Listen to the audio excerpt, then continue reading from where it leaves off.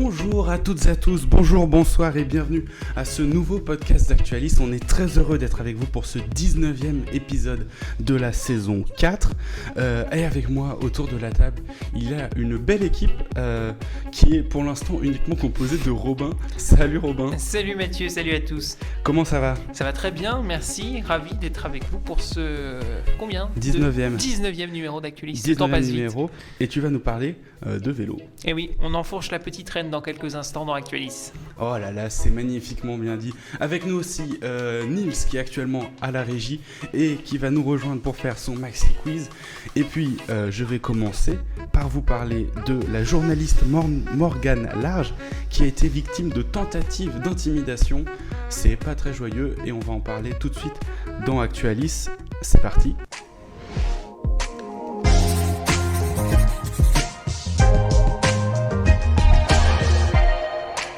Effectivement, Mathieu qui va aujourd'hui nous parler de Morgane Large, cette journaliste bretonne qui a été victime de tentatives d'intimidation. Mathieu, ta chronique, c'est juste après le générique.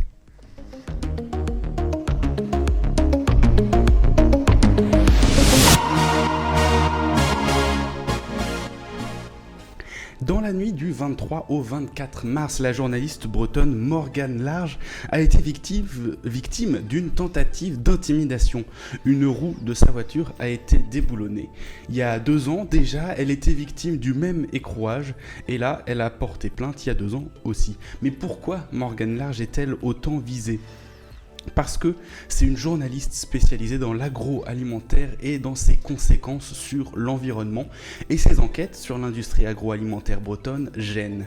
Ça fait 20 ans qu'elle travaille sur le sujet pour Radio Craïs Braise, une station bilingue, mais aussi pour le média d'investigation Splan, lui aussi en français et en breton, qu'elle a fondé en 2021. En 2020, la FNSEA, syndicat et lobby agricole, diffuse sur Twitter le visage de la journaliste après un documentaire sur France 5. Les portes de RKB, la radio Craïs Braise, sont forcées. La station et la journaliste sont ensuite visées par des menaces. Morgane Large est victime d'intrusions nocturnes et son chien est même empoisonné. En gros, depuis qu'elle travaille sur ce sujet, et particulièrement depuis plusieurs années, la journaliste est victime de vives pressions. Et puis, il y a les moments où les calendriers s'enchaînent bizarrement. Elle avait déposé en 2021 une plainte qui avait, selon elle, fait cesser les menaces qu'elle recevait par téléphone et sur les réseaux sociaux. Sauf qu'en décembre 2022, ces plaintes ont été classées sans suite. La protection policière qu'elle avait réclamée avec à ses côtés Reporters sans frontières n'a pas été accordée. Et 3 mois plus tard, donc, sa voiture est à nouveau sabotée. La journaliste et RSF réclament à nouveau une protection policière. On ne sait pas si elle va lui être accordée pour l'instant. Toutes ces pressions que reçoit la journaliste qui enquête sur l'industrie agroalimentaire en Bretagne sont révélatrices d'une chose, c'est qu'il y a un sentiment d'impunité et de toute puissance du secteur. Les positions et le lobbying intense de la FNSEA, qui y consacre 600 000 € par an, n'aident certainement pas à remettre en question cette impunité de l'industrie agroalimentaire. Et on aura beau défendre autant qu'on le veut la liberté d'expression, la liberté de la presse, les journalistes, ce ne sera jamais suffisant. Peut-être nous manque-t-il une loi solide pour protéger les journalistes qui, en France, en 2023, sont victimes de pression, de menaces et d'agressions. Pouah, inquiétant. Merci Mathieu. Voilà, j'étais un peu énervé quand j'ai écrit la fin de cette chronique. Oui, on a vu, c'était assez engagé, assez politique, c'est beau. Et voilà, qu'est-ce que vous en pensez de cette histoire? C'est tout à fait regrettable, évidemment. Je pense qu'on ne peut que condamner toutes ces atteintes, quelles qu'elles soient, à la liberté de la presse. Et effectivement, tu as bien fait de le rappeler, quand on attaque un journaliste, on attaque toute la profession. Et c'est important, je pense, de se mobiliser, de visibiliser surtout ces agissements pour les condamner et faire en sorte qu'ils ne se reproduisent plus, bien sûr. Moi, je suis totalement d'accord avec Robin, mais je pense que dans un deuxième temps, en tout cas, je pense qu'il faut reconnaître que du coup elle fait du très bon boulot et que si des gens s'inquiètent, c'est qu'elle révèle des choses importantes. Et ça me fait penser à Victor Castanet qui a écrit Les Fossoyeurs, et parce que ça peut passer aussi par des au-delà de menaces physiques ou morales, ça peut aussi passer par une recherche d'un compromis financier, et il avait il me semble refusé des millions d'euros pour que son enquête sur les EHPAD puisse paraître. Donc ça me fait penser à ça, c'est du très bon travail journalistique au final. C'est ça, mais moi ma question c'est, Robin, tu disais il faut défendre la liberté d'expression, ça, mais est-ce que juste dire il faut défendre à un moment, est-ce que c'est pas juste pas suffisant en fait? Il faut aller au-delà, il faut aller plus loin et il faut faire quelque chose pour protéger vraiment les journalistes qui, elle, c'est-à-dire qu'en 2021, en 2020 même, elle a été visée par des menaces, elle, Ouais. sa radio aussi, il y a eu des intrusions nocturnes chez elle, Son il y a chien. eu son chien Son qui a chien. été empoisonné. Alors, j'ai pas recherché après pour savoir s'il était vivant ou mort, mais quand même, finalement, est-ce que là, il faut pas quelque chose de puissant, je sais pas, une loi, quelque chose pour dire, mais merde, à un moment, stop, et que ça puisse un peu réfréner toutes ces Oui, ardeurs. mais quoi, enfin, je pense que la loi elle interdit déjà d'empoisonner des chiens. Oui, je pense aussi. Donc quelle serait la loi pour protéger particulièrement les journalistes? Est-ce que les journalistes d'investigation devraient être particulièrement suivis par la police, par la gendarmerie ou escortés? Enfin, je sais pas. Mais- Ça pose Ou une peut-être réelle une question meilleure d'organisation. application de la loi. Est-ce que- Oui aussi, et puis on peut rappeler qu'existe aussi la 17e chambre du tribunal judiciaire de Paris qui protège justement la liberté de la presse.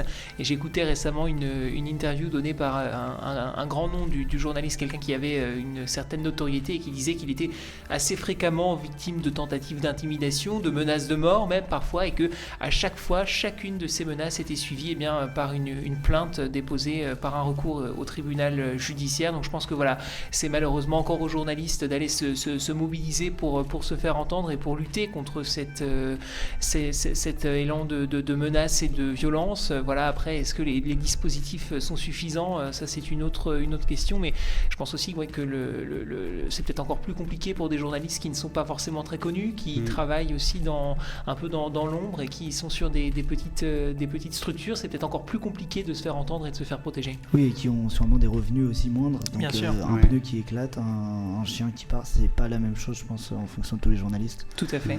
Et puis même, on a vu par rapport à la taille, le site reflet.info qui a été attaqué en justice par Altis. Donc Altis qui est un groupe de médias, ils ont BFM, RMC, tout ça, qui attaquent en justice des journalistes qui en l'occurrence c'était pour une histoire de documents qui ont été récupérés grâce à un hacking et qui ont servi aux journalistes pour faire un article sur ce que faisait Patrick Drahi d'Altis. Mais quand même, il y a une question aussi par rapport à la taille. Après, ils peuvent toujours porter plainte. On a ce droit-là en France à porter plainte. Mais On ça verra. coûte. Ah, ça coûte forcément de porter plainte, ça coûte de se défendre et tout. Ça leur coûte énormément. Mais je ne sais pas si vous avez vu il y a quelques semaines l'émission Cache Investigation sur France 2 où Élise Lucet expliquait pour les 10 ans de l'émission que l'émission avait été justement visée à de nombreuses reprises par des procédures bâillons, en fait, par des grands groupes qui visaient à des grands groupes industriels qui voulaient justement faire taire peut-être une certaine vérité qui était montrée par ces journalistes. Alors de nombreuses condamnations, j'ai plus le chiffre en tête, mais Élise Lucet se félicitait qu'à chaque fois ces condamnations n'avaient pas abouti, en tout cas, ces mises en cause n'avaient pas abouti à une condamnation des journalistes, preuve que voilà, les journalistes travaillent font preuve d'intégrité et que ces menaces ne sont absolument pas justifiées. Oui, et puis Élise Lucet qui dit aussi souvent que ils ont la chance à Cache Investigation d'avoir Première Ligne, donc qui est leur boîte de production derrière, qui est un truc plutôt gros, et d'avoir aussi surtout France Télévisions Qui les soutient. qui les soutient, qui est très résistant. Et même quand on a vu Tristan Walex qui s'était fait attaquer par Vincent Bolloré pour son enquête, encore une fois derrière il y avait France Télévisions qui était plutôt solide. Tout à fait. Et ben voilà, sur ce, fin de cette première partie d'émission, qui va donc continuer l'émission sur une touche un peu plus joyeuse. Vu que Robin, tu vas nous parler de cyclisme, c'est l'heure de ta chronique.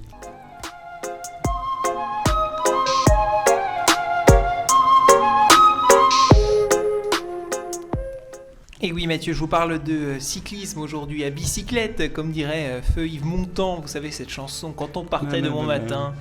Voilà, je vais pas la chanter, mais... À Non, moi non plus. bicyclette.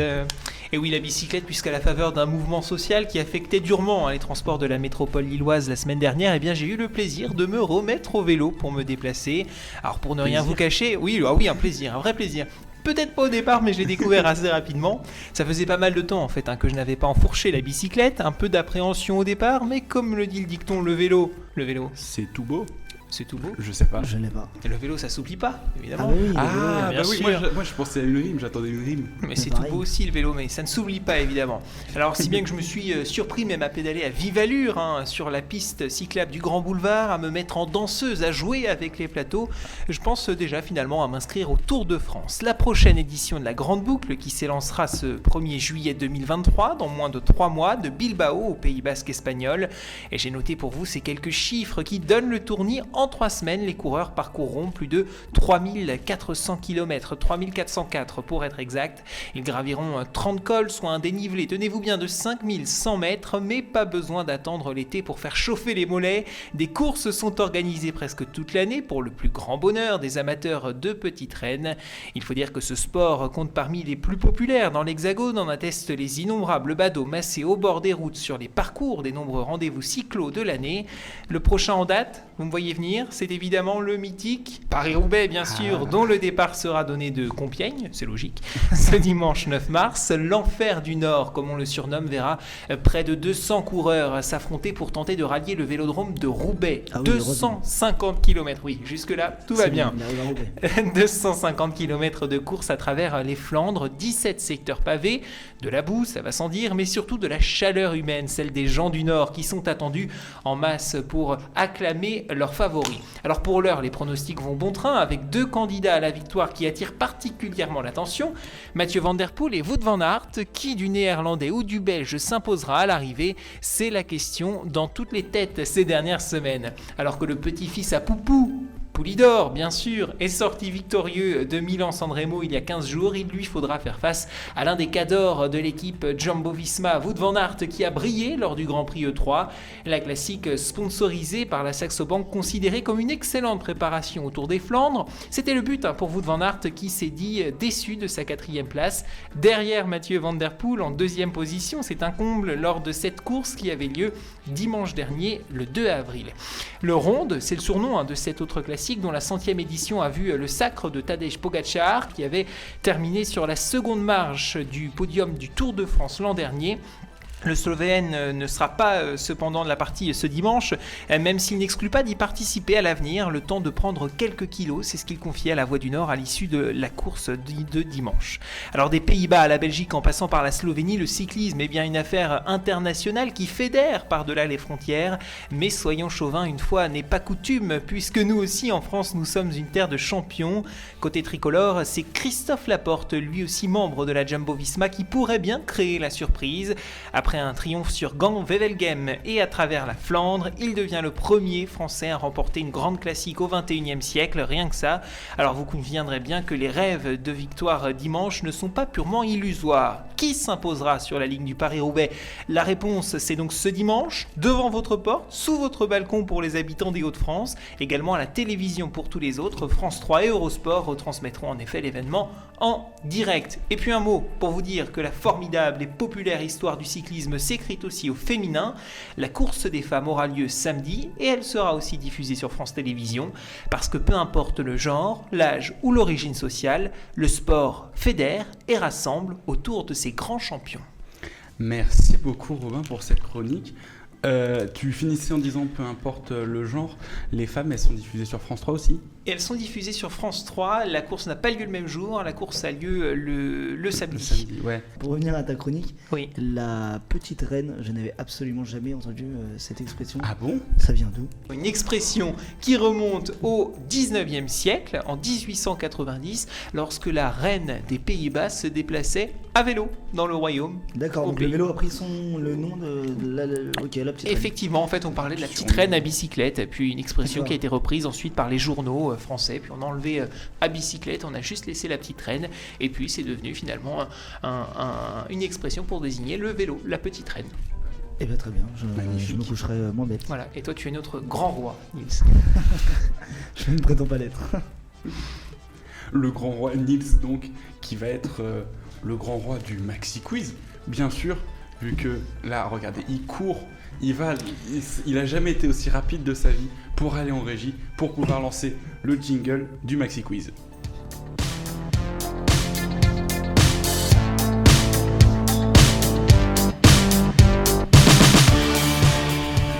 Et aussitôt revenu pour vous bosser mes petites questions. Et là, par contre, je n'abuse pas. On part sur un maxi quiz simple. Vraiment. Ah, Vraiment, non, tu je nous veux envoies vraiment- ravi. On est juste. Enfin, vous êtes juste 2 à répondre. On est juste 3 dans le studio. Donc, franchement, Non, mais tu réponds pas, toi. Non, moi, Non, voilà. ça serait un peu simple étant donné que j'ai écrit les questions. Effectivement. Pour petit rappel, nous avons donc 2 questions simples suivies d'une estimation. On enchaîne ensuite avec 2 autres questions simples pour finir avec un tour de table, ma foi, ludique. Première question. Allons-y. Quelle est la chute du poème Le Dormeur du Val d'Arthur Rimbaud? Est-ce que vous l'avez déjà lu? Alors oui, mais ça remonte. C'est un classique. C'est un classique. Je sais ce qui se passe à la fin, mais C'est ce que comment je te c'est demande. écrit? Ah, tu... Je te demande pas le dernier vers, je te Ok, demande. Mathieu. Oui, vas-y. En fait, il est mort. Absolument. Je J'avais pensais pas que la tu demandais référence. le Non. vers exact de la fin. Évidemment, non. J'ai dit simple. Je te demandais la chute, l'idée générale du poème, qui est qui est dénonce un la genre violence de- de la mort et qui décrit De donc la du- guerre, même, je crois. C'est euh, pas un la, soldat. la violence de la guerre. Ouais, pardon. oui. Enfin, la violence de la mort. Ça peut être violent aussi. Oui, Oui. Tout est lié finalement, la guerre, la violence et la mort. voilà. En gros, c'est ça. Podcast et- vachement joyeux aujourd'hui. Non mais voilà, donc Arthur Rimbaud décrit un homme qui fait sa sieste apparemment dans tout le début du poème, mais on se rend compte à la fin qu'il a été tué et que c'est un soldat. Question suivante, un point pour Mathieu du coup, qui prend les rênes de ce maxi quiz. Ouais. Quel est le surnom de l'équipe de rugby anglaise? Robin, Oui, le 15 de la Rose. absolument, c'est une bonne réponse pour Robin, qui revient à un partout. C'est pas les roast beef. C'est devenu les roast beef, mais de base c'est C'est un peu péjoratif. c'est le 15 de la rose. c'était la Ouais. blague. Comme il y a le 15 du chardon. Et le 15 du trèfle en l'Écosse. Irlande. Absolument. Et le chardon, c'est en Écosse. Tout de suite à l'estimation. En milliards d'années, quel âge a le Soleil? Je vais vous demander du coup un chiffre. Un virgule. chiffre. À virgule. Ouais. La virgule. Bah là, on est en 2023, donc en vrai. Voilà, commence comme ça. T'es pas loin, Sur la t'es pas bonne loin, piste. t'es sur la bonne piste. Allez, en milliards d'années, Robin, quel âge a le Soleil selon toi? J'hésite entre 3 et 9. Pour moi, c'est l'un ou l'autre. Bon, je dirais 3. 3,3. 3,3, c'est osé comme choix, très bien. Mathieu, Alors, j'avais un chiffre en tête. Et bon, et puis merde, je le dis quand même. Moi, j'avais 3,9. Je sais pas pourquoi. ah bah il avait 3 et 9, Robin. Ouais. t'as Non, mingé. mais je l'avais a avant mixé qu'ils les le deux. disent. Je D'accord. l'avais avant qu'ils le disent. Mais D'accord. comme ça, si Donc c'est. 3,9, donc en fait Ouais. tu prends tout ce qui est au-dessus, c'est aussi intelligent. Oui, mais j'ai pas fait exprès. Ouais, c'est ce que je ouais. voulais préciser. Et bien ça paye, quoi qu'il arrive, parce que c'est 4,57, tu n'es pas Ah si oui. loin, Ah à 0,6 près. Et voilà, le Soleil a 4,57 milliards d'années. Question suivante, quelle est la couleur des yeux Ouais. la plus répandue dans Mathieu. le monde? Je t'écoute Mathieu. Le marron. Et c'est une bonne réponse. Ah, le marron. Encore une fois, c'est une bonne réponse de Mathieu qui passe largement en tête avec 2 points. Oh là là. Et Deux vous en points. êtes de beaux exemples de yeux marrons. Absolument. Sur le plateau, 66% des personnes ont les yeux marrons. C'est vrai. Et alors que dans le monde, c'est 80%. Ah oui. Oh oui, vache. C'est énorme. Bah ouais. Vraiment, je suis tombé sur l'info, je me suis dit, c'est énorme. Mais à votre avis, combien de personnes, quel est le pourcentage de personnes ayant les yeux bleus? Ça doit genre. Oh, être une dizaine 2, de 3. pourcents. 10%. Robin est plus près, c'est 10%, 10%, effectivement. ouais. De 8 à 10, 5 ont les yeux noisettes et 2, enfin pas 2 personnes dans le monde, hein, mais beaucoup plus, mais 2% ont les yeux verts. Ok. 5 à 10% yeux verts. Non, 5 noisettes et 2% verts. 2% verts. Ouais. Ravi de faire partie de ces Et oui, 2%. tu fais partie de l'élite en fait. Pour le moment, on est d'accord que le quiz est plutôt simple. Oui. Surtout pour Mathieu Oui. qui a toutes les bonnes réponses. Non, Bah il y a non, tro- t'en as il y a une. 3-1, il reste 2 questions, tu peux te refaire Mais oui, et Robin. on dégainera une question de joker. Ouais. Je vais maintenant vous demander, et là vraiment, là c'est la simplicité même. On se prépare à répondre. Ah là, soyez très rapide. Ça va dégainer. Quel est le seul animal présent aux Jeux Olympiques? Robin. Oui, Moi j'aurais dit le cheval. c'est une très bonne réponse, Robin. Félicitations, tu reviens à 3-2, juste derrière Mathieu. Merci. Et j'ai cherché pendant longtemps Ouais. cette question parce que je me suis demandé est-ce qu'il n'y avait pas un autre animal? Et j'en suis arrivé à la conclusion que non. Et oui. C'est le cheval qui est bien sûr utilisé pour l'équitation. On enchaîne. Du coup, ça nous fait 3 de Mathieu, Et il nous reste une question. Et là, ça va être le On s'est tour de tendu. table. Un tour de table, du coup, À qui ne deux. sera pas véritablement un tour, mais qui sera un ping-pong. face-à-face entre Mathieu et Robin. Robin peut encore égaliser, je le rappelle. Je vais vous demander des personnages de l'univers de Mickey Mouse. De Disney, en fait. Non, de Mickey Mouse. Mickey Mouse. C'est toi d'ailleurs, Mathieu, qui va commencer. Et bah je vais commencer avec Mickey Mouse. C'est une mauvaise. Et non, c'est une bonne réponse. Félicitations. Robin. Et je vais dire Daisy Mouse. Daisy. Daisy Duck. Daisy Duck. Daisy Duck. Daisy Duck, oui. Mais t'as dit Daisy, oui. allez, je vais te l'accorder. Ouais, non, c'était pas celle-là que je pensais, mais oui, mais ça Ouais, tombe je bien. sais à qui il pensait. Oui, bah tu vas me le dire tout de Minnie suite. À Minnie Mouse. Robin. À Minnie Mouse, c'est bien, moi je pense à Donald Duck. Absolument, Point. qui est le mari de. Daisy Duck. Que tu viens de donner, effectivement. Mathieu. Plutôt. Bonne réponse, c'est plutôt bon. Je pense à Riri. Et Riri est une bonne réponse. Tu peux y aller sur le suivant. Dingo. Ah, oui, bon bah oui. Robin. Fifi. Très bien. Mathieu. Ouais, les loulous. Allez, tu le donnes. Robin. Picsou. Picsou, c'est une bonne réponse. Gontran, le cousin de Donald. Si, il est chanceux, si, il existe. Oh, il ne fait pas partie de l'univers de Mickey Mouse. T'imagines- Gontran, il est pas considéré comme dans l'univers. Gontran. Non. Ok. On a également Patibulaire, Tic et Tac. Ah oui. Qui d'autre de connu Géo trouve tout, non, dedans Géo trouve tout n'y est pas. Ah non, On du a coup, genre c'est. Génius. Ah oui, oui. C'est celui qui a un petit. Je peux pas te dire. Et on a Je sais plus. Mortimer Mouse, Marcus Mouse, qui doivent être les frères. Aucune idée. Aucune idée non plus. Famille nombreuse. Peut-être cousin. Oui, Famille heureuse. les familles de souris sont plutôt larges Exactement. la plupart du temps. Donc ça nous fait donc une égalisation de la part de Robin qui revient à égalité avec Mathieu à 3 partout. Et on va sortir tout de suite la question de Joker. Alors pour la question de Joker, j'ai fait un truc très simple, j'ai consulté la Voix des Sports qui était juste devant moi et qui nous parle du Paris-Roubaix. Je vais vous demander un au plus proche pour savoir quelle est la dotation globale pour les hommes sur le Paris-Roubaix. La dotation. La dotation globale, l'argent qui est reversé à tous les coureurs. Donc un par un ou pour... Non, pour tout le... Global, pour tous les joueurs. Et je vais demander une réponse en premier à Robin. Et on n'est pas sur une estimation là. Si, Non, je vais demander d'ailleurs en premier à Mathieu. on est sur une estimation. Non, c'est non. trop tard, t'as dit Robin. On est sur une estimation, oui, au plus proche, absolument. Mathieu, ta réponse. Je suis désolé à tous les fans de cyclisme. Je vais dire n'importe quoi. 1,5 million. Eh ben, Bonne je vais réponse. dire, allez, pour être large, honnêtement, si j'avais été seul, j'aurais dit environ entre 200 et 300 000 euros. D'accord. Mais là, pour englober large et être sûr d'être vraiment dans la marge, je vais dire 500 000 euros. D'accord. Et ben la réponse était 90 000. Ah oui. Enfin, c'est pas Ah oui, beaucoup. c'est vraiment peu, mais le cyclisme, c'est pas le football, hein. Il y a Oui, vraiment oui. beaucoup moins d'argent. Et du coup, c'est 91 000 exactement. Donc ça se rapproche de ce que tu disais, Mathieu, quand même. C'est pas 90 000, c'est 91 000. C'était pas si loin finalement. Et le premier remporte 30 000 euros, le deuxième 22 000 euros et 15 000 pour le troisième. Ok. On arrive à... Et les autres le font pour la gloire. Non, les autres ont une petite partie également. Parce que là, on arrive à peu près à 60 000 si mes calculs sont bons. Un tote Un peu bag. plus. Voilà, Un ils ont un tote tote bag.